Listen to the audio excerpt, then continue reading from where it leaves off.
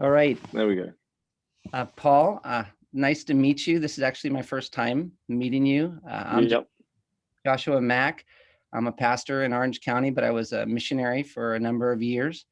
And Paul, you are a professor here at Master's Seminary. And teach in the Bible X department. Yeah. But Old Testament is my area of interest. Yeah, I'm so thankful that you could spend some time with me. I've listened to a number of your messages actually, and really grateful for the way God is using you. And I think you've taught also at the Master's University as well, right? That's right. Yep. Yeah. I do some online classes there, and then have the privilege occasionally of preaching in the chapel. Yeah. So a couple of my daughters have had a class with you as well, and really, yes, online class. Thankful for your ministry there. So, but I want to talk with you a little bit about Genesis, the first book of the Bible, and kind of what I'm doing is we have good friends in Africa who are serving in pastoral ministry roles, and also I am serving in a pastoral ministry role, and just want to think a little bit about Genesis, and I'm going to hopefully go through every book of the Bible like this with a different guy. We'll see. I always have big dreams. Okay.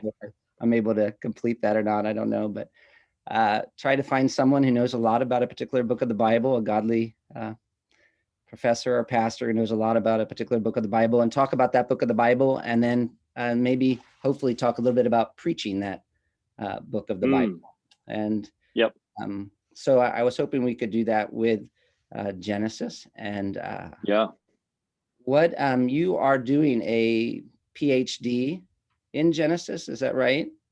And what is it what drew you to Genesis? Sure.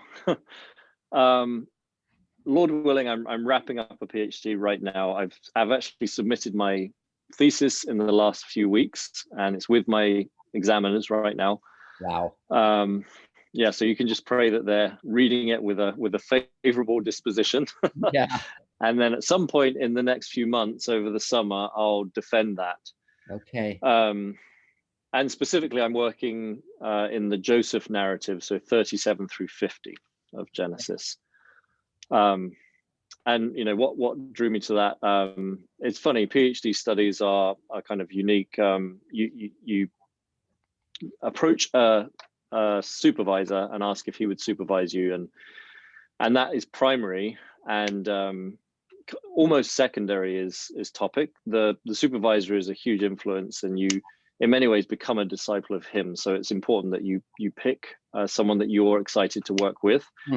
And an Old Testament guy back home called Desi Alexander is my supervisor, and his career has been very much in the Pentateuch. And so when I approached him, we kind of talked together about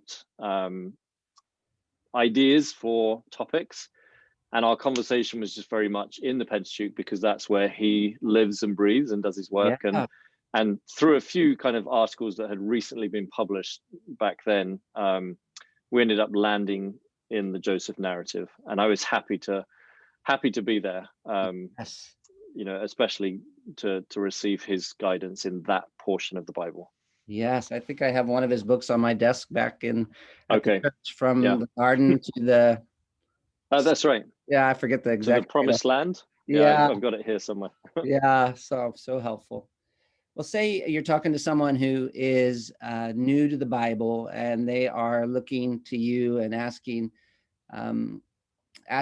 what book they should study.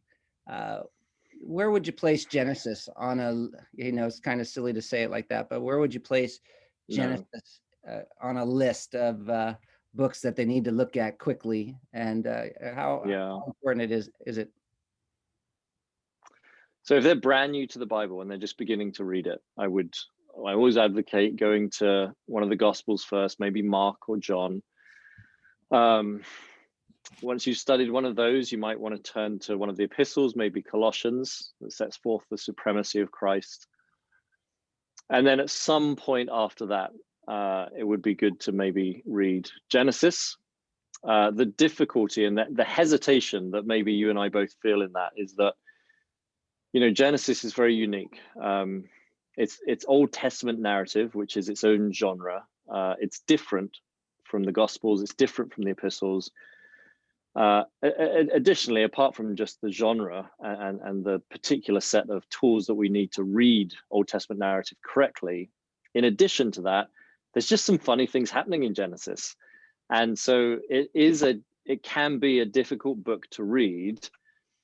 However, with that being said, one of the things I always try and stress to folks, wherever they're at in terms of maturity, whenever you read the Bible, you want to be reading with others. And I mean, within the context of a local church, with, a pastor nearby, with some good resources nearby, with the support of other believers. If you're reading with others in that sense, then you shouldn't fear too much diving into Genesis and people helping you along the way to work through the book. And what that will do is establish for you, hopefully, a theology of beginnings and of God and of what this whole book is about. It's not an overstatement to say that, in Genesis, we get the backbone of the Bible. And if you don't, the Pentateuch more broadly, but especially Genesis, if you don't have that established in your mind, it is going to be difficult to make sense of everything that comes after. Everything that comes after is building off of what happened in Genesis and the Pentateuch. So at some point, you need to come to terms with it and read it and read it seriously. So maybe not the first book, but at some point shortly after, it would be good to at least gain an awareness of what the Bible says about how we ended up where we are. So besides the general basic kind of principles for studying the Bible, that are there specific things you would want somebody to be thinking about in terms of hermeneutics as they come and approach a book like Genesis? Anything unique, maybe not unique to that particular, only to that book, but that kind of book? Yeah, so just generally then, how do you read Old Testament narrative? You need to be aware that, the authors of the narrative portions of the Bible are not concerned to tell you explicitly why an episode or a story is in the Bible, is there. So when Moses writes about the life of Joseph, he doesn't give us a statement, this is why I'm telling you this story. This is what I want you to take from this. That's not the nature of narrative. That's not how it works. By contrast, when you turn to an epistle, Paul tells you, or John tells you, I am writing so that, and then gives the purpose statement. It's very explanatory. The epistles in that sense are relatively easy to comprehend. Narrative, it doesn't do that. And there's a lot that has to be inferred. And that just instinctively, it just makes the whole thing a lot harder, and it involves more study. Coupled with that, I think something that we see particularly in Genesis is if I can call it, the interconnected nature of the book itself. It's true that Genesis bleeds out into the rest of the Bible, but in addition to that, Genesis just as a self-contained book just keeps borrowing from itself, and there's all these connections from one narrative to the next, and you're going to struggle to understand what each chapter means unless you approach the book with the understanding that this is a highly interconnected narrative. And oftentimes the meaning of one text is dependent upon your understanding of an earlier text. That's often the case in Genesis. In addition to that, if I can, keep throwing a few more out, it does depend on some awareness of ancient Near Eastern culture. There are things in Genesis that are weird, especially to us, so far removed from when the book was written. And that, again, is where a good commentary, a good resource, or your pastor can help. These things can explain, well, the reason that's there is because in the ancient Near East, this was a thing. And then maybe the last thing I would say, and this is maybe the most frequent error that people make when they read narrative, is that they try to make the narrative normative. And by that, I mean, we tend to approach the scriptures somewhat desperate to make a personal application, I would say a personal moralistic application. We want to make it the story about us in a moral sense. And so what we tend to do is we look for characters and we make them into a positive or a negative example for our lives. And the rule of thumb that I always give people for narrative anywhere in the Bible, but Genesis, Acts, Gospels, narrative isn't normative. Narrative isn't normative, meaning just because it's in the Bible, it doesn't mean it has to become a normative pattern for your life. If I can, be more specific on that principle, not every narrative, not every episode within Genesis is there in order to provide an individualistic, moralistic application for you. I would actually say, I would lean towards saying those kinds of episodes are in the minority.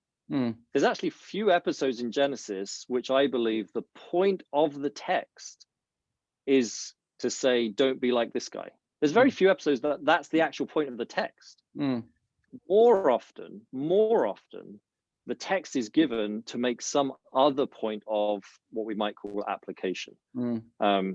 And I would lean towards saying that more often the text is given to us so that we, the reader, rather than do this, we might see this.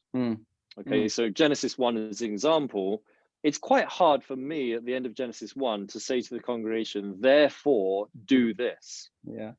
What is more fitting, and I think what honors the text more, is after preaching Genesis 1 to say, therefore see this. And the see this would be marvel at God, your creator. That's application. I'm applying the text to their lives. Marvel at the sovereign God who made the heavens and the earth. See this, rather than therefore go do this. Yes. And if you can get away from the disposition that we seem to have today in the church to make an individualistic, moralistic application from every narrative episode we read, that's going to serve you well as you read a book like Genesis. So I guess one challenge that we have ourselves is the temptation to be a selfish Bible reader. But then even if we can, by God's grace, push past that a little, we are preaching often to selfish Bible readers. And so how in a congregation do you work? How do you, as a preacher, fight that tendency and keep your audience?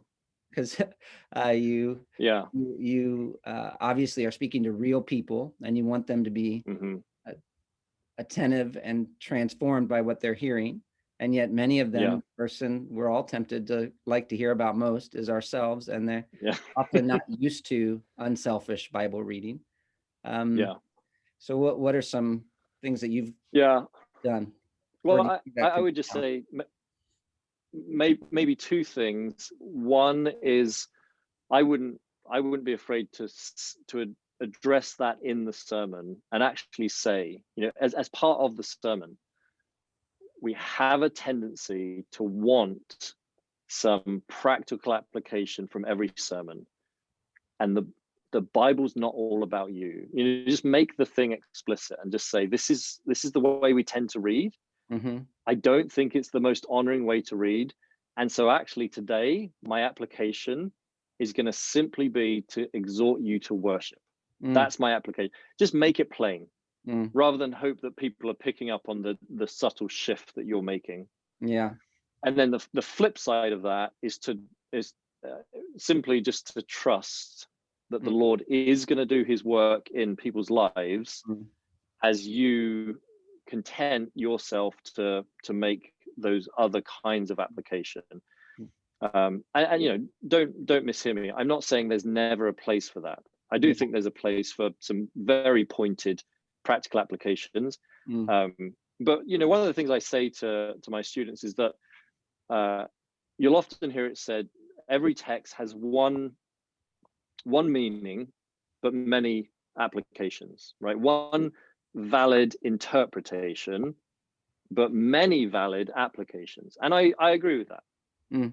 However, I would just kind of push back a little bit and say, well, I think what I want to say is that every text has one valid interpretation and a few better applications, right? Okay. So if here's my funnel that comes out, here's my text, and here's the funnel of valid applications that comes from it. Mm, An application over here is valid, but actually there's a subset that more honors the authorial intent behind the text. yeah. And what I want to do as a preacher, as best I can, is to think through those applications that are closest to, align most closely with authorial intent. Mm, And sometimes that will be do this. mm, In a book like Genesis, it's not actually going to be all that often. mm, Most often in Genesis, it's going to be to observe and to marvel and to glory in and to worship God and see what he's doing. yes. And you trust that as you strive hard to honor the intent of the text, God will use that to bring about fruit in people's lives. Yes. And he knows what people need better than we do as Right. teachers. Absolutely. You know. Absolutely. Yep. We were laughing with my children the other day because they brought home a book on the Avengers from the library. And it's a whole book on various characters and Yeah. wars or whatever the Avengers is about. And I picked that book up, and my son ran over, sat on my lap to look at the different characters' outfits. And we were saying, isn't it funny that people will spend all that time thinking about the details Mhm. for a fictional movie? And then you Yeah. start talking about high priests and tabernacles, and it's just Right. like, this is so boring. I can't believe it. And it's Yeah. actually real. Yeah. It's a real story of how God is rescuing the Right. universe. And there's got Yeah. to be some spiritual war going on there. Mm. Um, Yeah. I think so. what would you say is the big idea of Genesis? Maybe if you were talking to different levels. So if you're talking to a high schooler, the big idea of Genesis, or if you're talking to a seminary student, Mhm. how would you explain what Genesis is about? Yeah. Yeah. The word means beginnings. It is the beginnings of everything, and it explains how we've got to where we're at today, and it sets the foundation for everything that comes after. That's your entry point into thinking about Genesis. Beyond that, what you see in the book is that God creates the heavens and the earth in chapter 1, which is I take to be the book's prologue, 1:1 through to 2:4, and we see not only the truth about where the heavens and the earth came from, but we also start to learn our theology of God. There is a very evident polemic in Genesis 1 against other ancient Near Eastern creation narratives. And it's God that created, and he alone, and he is authoritative over all other gods. And the prologue sets that out. What then happens in Genesis 2 and 3, which should be read together, is that we see that the pinnacle of God's created order, namely mankind, fails in his responsibility as an image bearer, disobeys God, and causes the whole thing to come crashing down.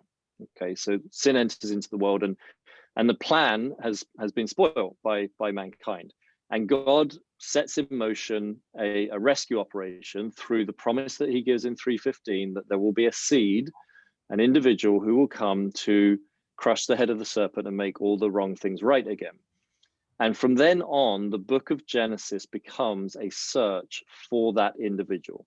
Okay, so the word seed is used in 3:15, and if you trace that word throughout the rest of the book of Genesis, it occurs an inordinate number of times in comparison to the rest of the number of times it's found in the Pentateuch. So the statistics escape me right now. I think it's something like 70 plus times in the book of Genesis compared to 150 in the rest of the Pentateuch. Wow. Okay. So it's everywhere, and what you see developing is this search for the seed. Where is the seed? Where's he coming from? Who is he? Who's going to be the one that makes all the wrong things right again?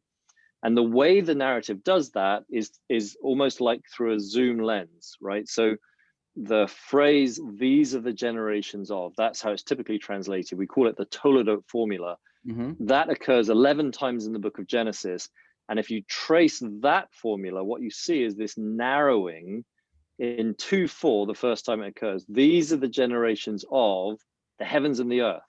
So we're big picture. This is what the heavens and the earth produced.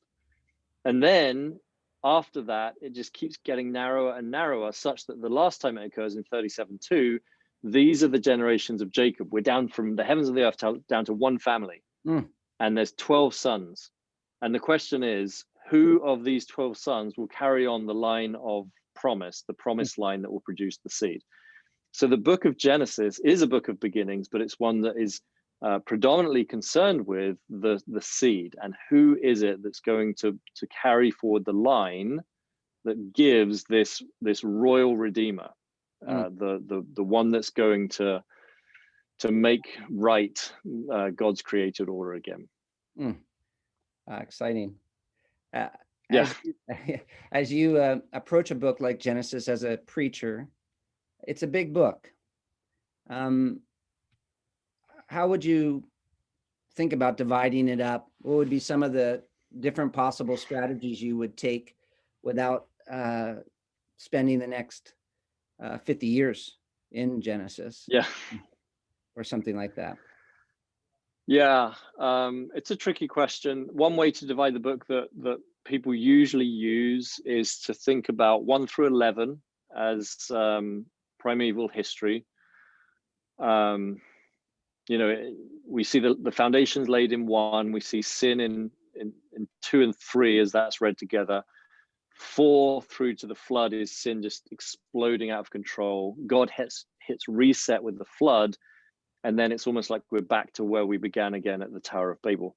And you can preach 1 through 11 as one unit, and then at 12 you're into what we call the Abraham cycle, where God calls Abraham, he gives him a set of promises, which actually, when you study the promises given to Abraham, are evidently connected back to 3:15. So Abraham and his line becomes the chosen family that will carry forward the promise of 3:15. You have the Abraham cycle, you then have the Jacob cycle, and then you have the Joseph cycle. So those 3 characters, and it's normally broken up 1 through 11, Abraham, Jacob, and then Joseph. Isaac's in there. He doesn't actually occupy as much narrative as people think. Yeah. And if you were going to preach the Jacob cycle, it could come under Isaac's story, could come under him. If you wanted to just be a little bit more precise with the divisions that the book itself makes, then you would go by the Toledo Formula. These are the generations of. Every time you see that phrase, it signals a new section within the book, and that, there's 11 of them. That could be another way you break up the book. In terms of not being in it for 50 years, there's maybe two responses. One is that, again, when you really come to terms with the way narrative works, it's not the same as epistles, and right. you can very much preach a sermon from an epistle on 2 verses, and it works, because that's the way epistles are written. It rarely works to do that in narrative. If you really want to capture the thought, capture the argument, you normally have to bite off a chapter. I mean, the episode is normally a chapter, or maybe half a chapter, sometimes 2 chapters. Yeah.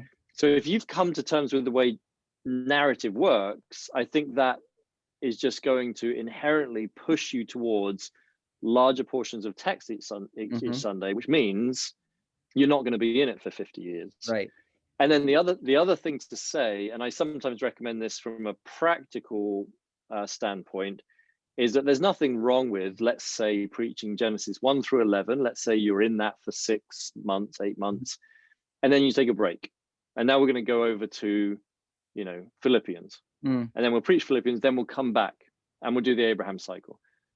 There's nothing wrong with doing that. And it maybe helps if your congregation are feeling just a little bit worn down by so much Genesis. Yeah. And so if you are in it for 50 years, it's probably a sign you're not preaching it well, actually. It might. Right. I would agree. I think so. Yeah. Okay. Are there any examples that you can think of, either way, I suppose, like a positive examples of this is great preaching on Old Testament narrative that would be a good example for a younger preacher to listen to?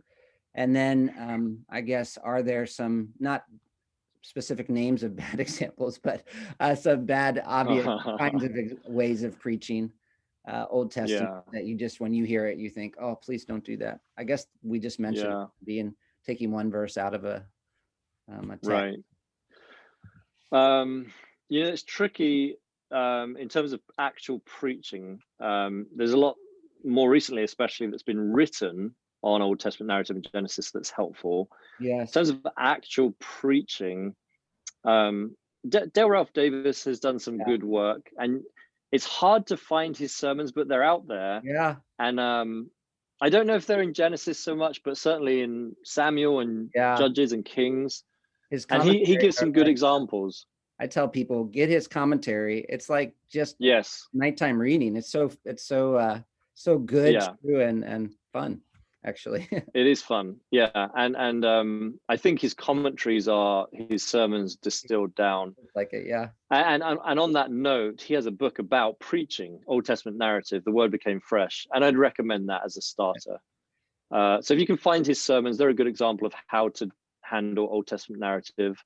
I have heard the occasional sermon from Ligon Duncan in Old Testament narrative, and I've really appreciated what he does. He doesn't kind of make it all about the individual in a moralistic way. This is one of the challenges that I've faced. Is I've often think who to point people to for good expositional preaching from the Old Testament beyond Dale Ralph Davis or occasional sermon there. There's not a ton of amazing examples. Yeah, there needs to be more. More preaching required. Sometimes when I think about preaching the Old Testament, the challenge is starting in a book like Samuel when you feel like so much leads up to that. You almost feel like, I need to start in Genesis if I'm going to preach Samuel someday, because there's just so much background for people to understand. It's true, but then I also think one of the roles of the preacher is to kind of paint that picture for his congregation. And there's scope, as you begin your sermon series in Samuel, maybe your first sermon is an overview of Genesis up until that point. Right. And then in the sermon, you have the liberty to keep going back and explaining why this portion is significant. But that's not me saying don't preach Genesis. Yeah, for sure. Are there any mistakes that you would want to just warn preachers to be careful not to make as they preach Genesis? Something that springs to mind beyond what we've already said about the tendencies that we have today in our reading. I do think occasionally people are guilty of reading subsequent revelation back into Genesis. So you want to honor the principle of progressive revelation, and the text means what the text says, and it doesn't mean something that was said later. And you just want to be careful that you're honoring, again, authorial intent and not reaching forward and importing subsequent revelation back into Genesis. So just come to terms with what the text says, rather than using your understanding of this text to make it mean something more than it perhaps says. Is there a difference between what you're saying there and thinking that inspired writer who came later probably was smarter than I am when he read Genesis, and he can help me understand? So like Psalm 8 on made in the image of God, or the role of man, or something like that. Well, so it's a fine line between importing a subsequent meaning back into your text and using a subsequent text as an inspired commentary on your text. It doesn't change the meaning, but certainly there are subsequent passages that give us an appreciation for what God was doing. And even there, I think, the sermon, the preacher has a liberty within his sermon to look ahead. I would just be concerned that the preacher makes clear when he's doing that, rather than giving the impression that everything I'm saying now is in this text, because your congregation will look at it and say, I don't see it. You almost undermine their confidence to read the text, because they're looking at it saying, I don't see this, but I trust my pastor. I guess I'm just not good at reading the Bible. Mm. Whereas actually what you're doing is you're leaning on subsequent revelation.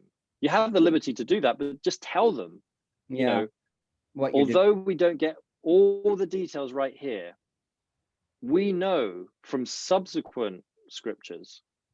So, you know, Yeah. I'm living in the Joseph narrative right now, and the example that kind of keeps coming to mind is in Genesis 49, when Jacob gives the blessings to Judah and Joseph.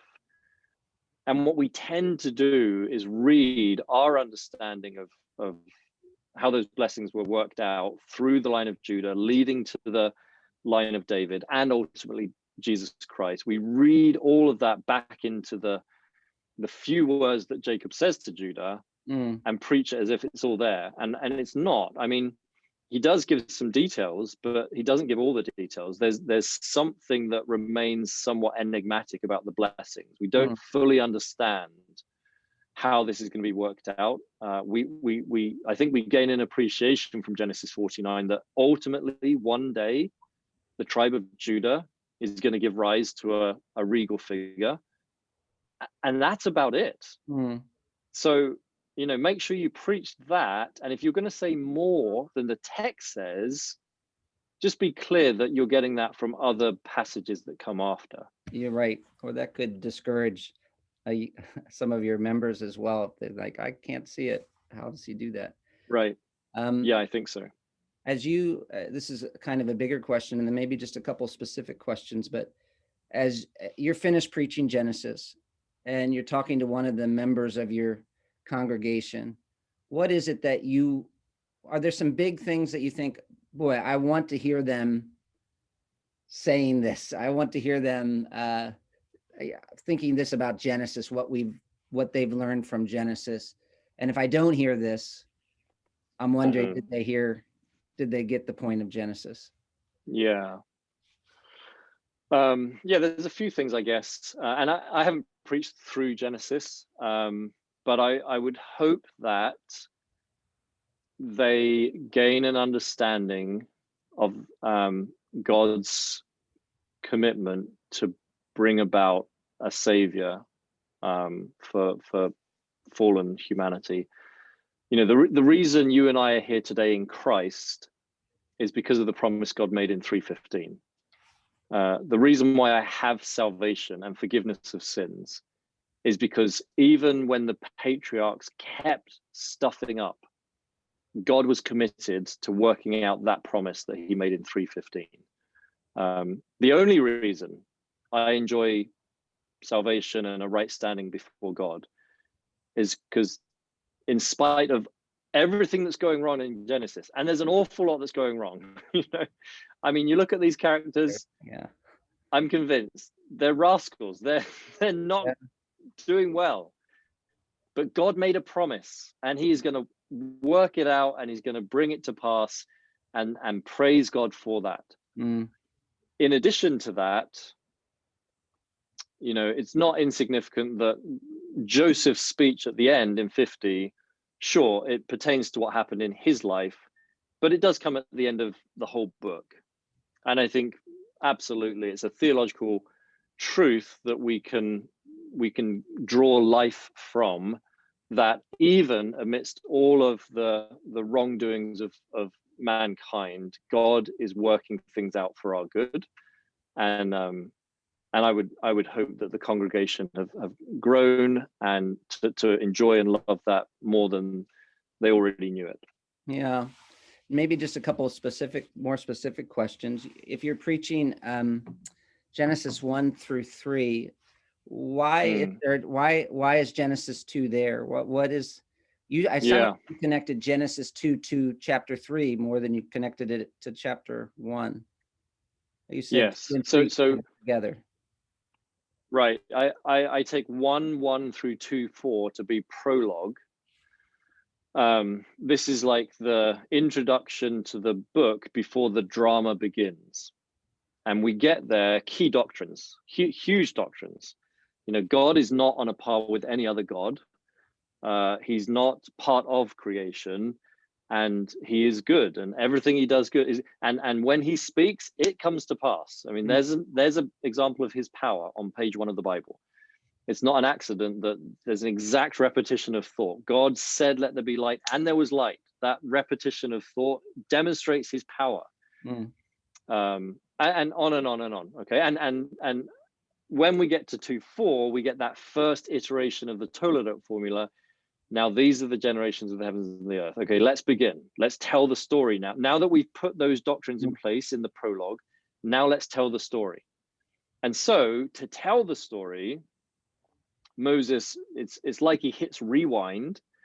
Let's go through the creation narrative a second time. That's why there's seemingly 2 creation narratives in our Bible. Mm-hmm. Because we're now telling the story as part of an unfolding drama from a slightly different perspective. Yes. The emphasis being on what's about to happen in 3. And I should say, back in 1, man has already been established as the pinnacle of the created order, the image bearer, Mm-hmm. who's blessed and rules and reigns. Now let's tell the story about that man, that image bearer within the created order. And so Moses hits rewind. He tells the narrative again. It's not contradictory. There are different words used for different purposes. It's a different perspective, and it's part of the next chapter. It flows into 3. You understand 2 in relation to 3, and vice versa, and that's leading obviously to the 4.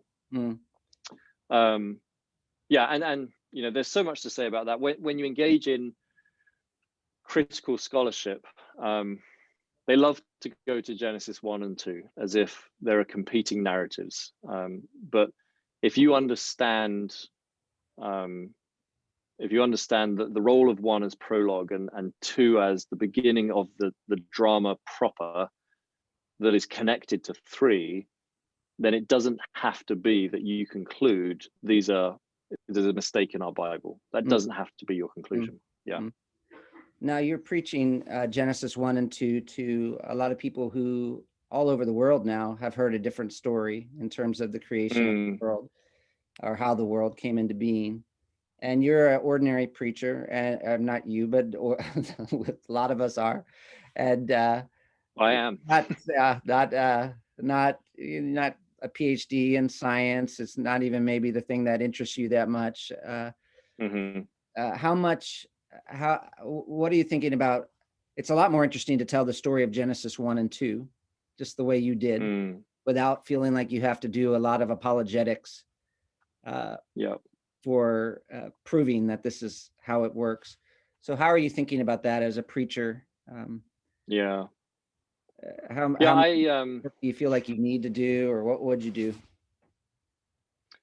As you might be able to tell, I get quite excited about the narrative aspect of it, and I'm not that excited about all the scientific debates that go around Genesis 1. That's one of the things that slows me down to preach Genesis 1 and 2, because I think very often the book, because I think, oh boy, I do not want to do all that work of having a long message on. Listen, I'm not saying that it's not a valid discussion. It is a valid discussion. But where a lot it's of not people are the at. point of the text. I just don't think it's the point of the text. So you might be comfortable with pointing them towards resources, because there are for sure, and out there. There's good resources. There's very good resources, and I'm going to make mention of the issues in my sermon, but it's going to be a passing comment. You don't feel embarrassed about not spending weeks on? No.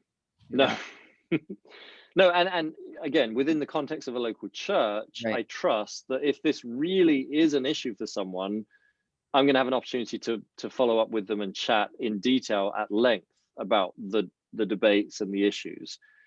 But as I think about my role as a preacher on a Sunday morning, you know, I'm to edify the flock with truth, the truth of God's word, and the way I do that, I think, is to anchor myself as closely as I can to authorial intent. What is the point of Genesis 1? And the point is to proclaim the glory of God, particularly as manifested in his creative work. So that's what I'm going to try and do in my sermon on Genesis 1, with some passing comments on the fact that there's a lot of debate about this. here's where we fall as a church. This is why this is wrong. Now let's worship God together. Yeah, right. Yeah. What do you do just with there's a lot of interesting, kind of strange for us from the Western world, at least, things happening, such as a snake talking. And there are parts of the world where that's actually not that surprising. It's almost like people would expect that. But we're in a part of the world where that is very surprising. How do you think about that? How do you approach texts like that? How much work do you do helping people, fighting against people's worldview as they approach the? So again, the question is, it's almost one of presuppositions. The question is not primarily, can you accept a talking snake? The question actually primarily is, do you accept this word as authoritative over every other word? Right. And if the answer is yes, then you could accept a talking snake. Right. I can't explain it. I've never seen a snake talk, but I accept the Bible as inspired, inerrant, authoritative. And it's a wisdom call as a preacher, how much, again, you go into that in your sermon, or whether you just preach it as inspired, authoritative, inerrant. And again, if somebody is struggling with the idea of a talking snake, they come and find you. Something I would add to that is that the opening chapters of the Bible present themselves as narrative. They're not presenting themselves as parable or dream or vision. They present themselves as narrative. And I have no problem with reading a portion of 2 Samuel as historical. The genre is the same. It's presenting itself as narrative. So there's a burden that comes about simply through acknowledging the genre of the text to take it at face value. And in all of that, I would not want to lose sight of the wood for the trees, but keep the point of the text primary. Yeah. And I guess that's a challenge for a lot of preachers as they approach narrative, in that are there like specific simple checks you would give to a younger guy to say, hey, these are some helps to make sure you've actually got the point of the narrative, or these are some signs that you're spending too much time on you're making way too much out of a detail that so the narrative is like, feels like art. I've heard a lot of times the details do matter. You have so much attention, but then you've also heard other folks say all kinds of crazy things from details that you can't imagine. It's true.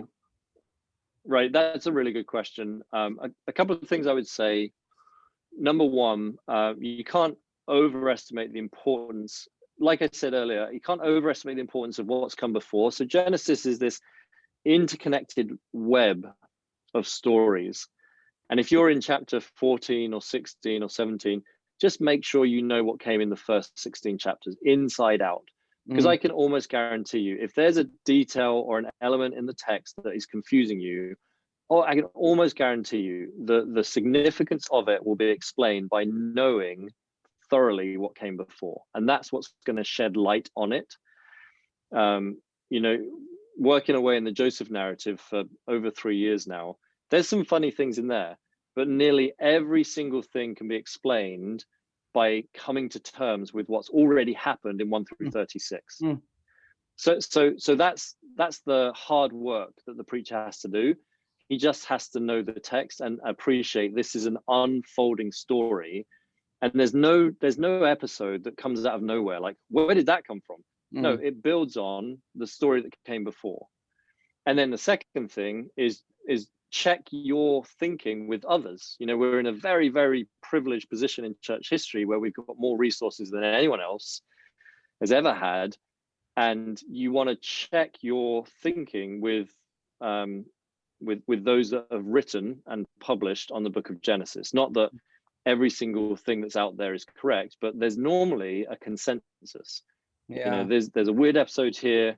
What does it mean? Well, there's a stack of articles that you could read, and there's actually a developing consensus around one particular view, and there's a consensus for a reason, right? Because it's reasonable, it's been tested, people have pushed back, and it still prevails. So that might be the meaning of the text. Is there say you're a guy that doesn't have funds for a lot of books, you can maybe get one book. Is there a book that on Genesis that you say, hey, at least have this one? You sacrifice whatever you can to get this book in your library. Yeah. Well, I'll just list a few good ones, and then you can pick which one you have. So the NAC commentary series is really good. The New American Commentary series, especially in the history, the narrative portions. So the Genesis volume of the NAC is good. It's 2 volumes by Matthews, and I would recommend that. As you read it, engage with the footnotes, because the footnotes are great, and you're going to learn a lot just from the footnotes. In addition, there's an expensive book, because Brill published it, and Brill just put their prices up, by a guy called Todd Patterson. And the book is called The Plot Structure of Genesis, The Plot Structure of Genesis. Great, yeah. And it's really good. It's really good. It's not a commentary, but it's going to give you, it's a little bit more academic, but it's a good read, and it gives you a feel for the overall flow of the book. Yeah. And then one more, and I'm just looking at, that's it, Alan Ross. Alan Ross has something of a commentary on Genesis, but what Alan Ross does in his commentary is he divides the text up. I think he provides sermonic outlines, and he suggests this is how I would preach it, and this would be the main points of my sermon. And he has that for Genesis. He's also done it for Leviticus, and both volumes are really, really good. Super helpful. Yeah. Thank you so much for taking this time with me. So I'd recommend those. A couple quick questions that I know guys will be interested in. You can answer them so fast. They're like fast ones. Okay. Adam and Eve, were they white?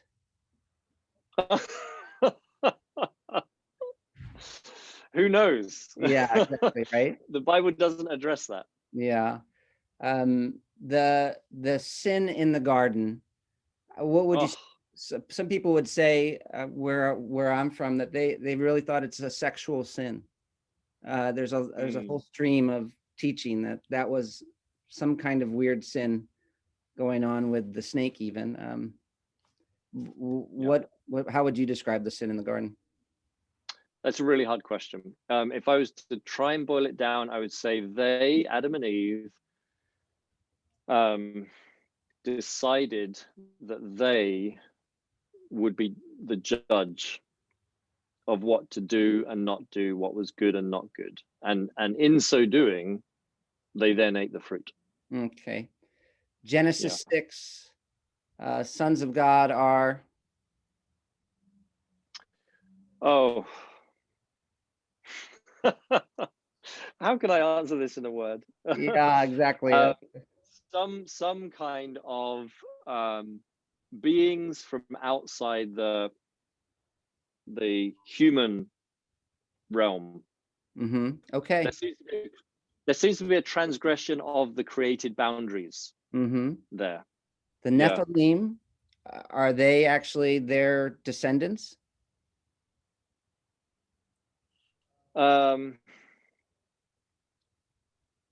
Yeah.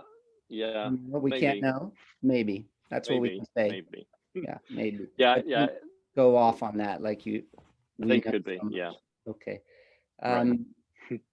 The Abraham and Sarah. Oh well, no. Let me come back. The curse of, what does they describe? The curse of Ham. Yeah. Oh. Why do people? How have people misused that, and why would they misuse that?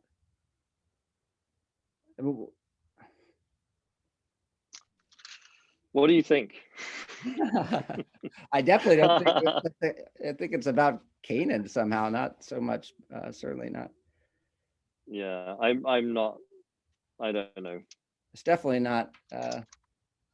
Doesn't mean that God has cursed Black people. Right. No. Yeah. Sorry, I didn't know what you were getting at. Absolutely. Yeah. And so there's some very strange I'm from views out South there. Africa, so there's actually Reformed people in the past who have used the curse of Ham as a means to say this is why Black people. I see. They're cursed, and there's zero exegetical grounds for that. Yeah, there. So it'll help to preface the question when you go quick from a different context. Sorry about that. Yeah, that's okay. And then Abraham and Sarah, Well, why are those stories? Well, let me say it like this: Sarah's old, and people are wanting to marry her. Yeah. When she's 90 years old or so. Yeah. What is happening there? Is she, by God's grace, being kept younger somehow? Yeah. Well, so I think, yeah, one thing you Weird see in the question. book of That's Genesis. a funny question. No, that's fine. Funny questions that people might ask. Yeah, there's very long lifespans at the beginning of Genesis, very long, Yes. and they gradually get shorter. And today here we are, 80, 90 years of life, and I just reason at that time people were living a lot longer, Okay. than perhaps we are today. The effects of the curse were still being worked out, and maybe something that went with that was less effect, signs of old age, coupled with, remember, this is an entirely different culture, and so even today, between cultures on Earth today, True. people find different things to be attractive in the opposite sex. So who's to say what was and wasn't attractive in Abraham's day? And wealth and prosperity usually is attractive in every culture. Then why is there so much less on Isaac, do you think? Why is Isaac such a minor character and Jacob such a bigger character? Yeah, that's a good question. I don't know why so much less. Isaac serves as a bridge between Abraham and Jacob, and it's almost like he what's the right word, transmits or communicates all that was Abraham to Jacob. There's like this handing over, and then for some reason the narrative just moves on, and I don't know why that is. It might be better to look at it from the other angle and say, well, why then so much Jacob? And I think in Jacob we see the kind of prototypical Israelite, in a very specific way. The idea of striving and fighting with God is central to the Jacob narrative, whereas for Isaac, there isn't that kind of key theme that then continues to haunt Israel throughout its history. Yeah, that's a good question. And is the Joseph narrative, why is it about Joseph and not Judah, or is it about Judah? Yeah, the second question is better. It's about Judah and Joseph. Yeah, so by the time you get to 37:2, these are the generations of Jacob. There are 12 sons, and the question, if you've read the narrative correctly so far, is which of these sons is going to take over from Jacob and carry forward the line of promise. Now, the firstborn, Reuben, has disqualified himself. He slept with his father's concubine a few chapters previous. He's not going to inherit the blessing. And Jacob says that in 49. Simeon and Levi have done the same thing. Now, different crime, but they were overly violent with the Shechemites. And in 49, Jacob says, you guys are out, be far away from me. So the next in line to receive the coveted spot is Judah. He's the fourth in line. He should get it. But Jacob had a special love for Joseph. And so what that does is it sets into motion this story between two competing brothers. One of them has the special affection of his father, but he gets exiled. The other one, the spot is rightly his, but he's fighting to be the one that his father hands on the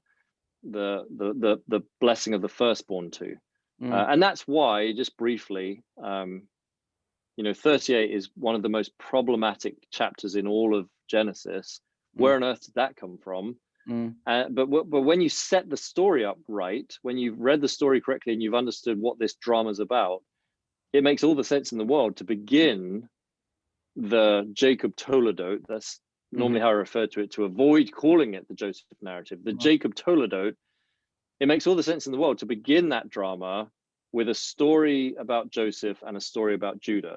37 and 38 go hand in hand. That's the overture to this narrative, because they're the two brothers that are contending for the spot of the firstborn.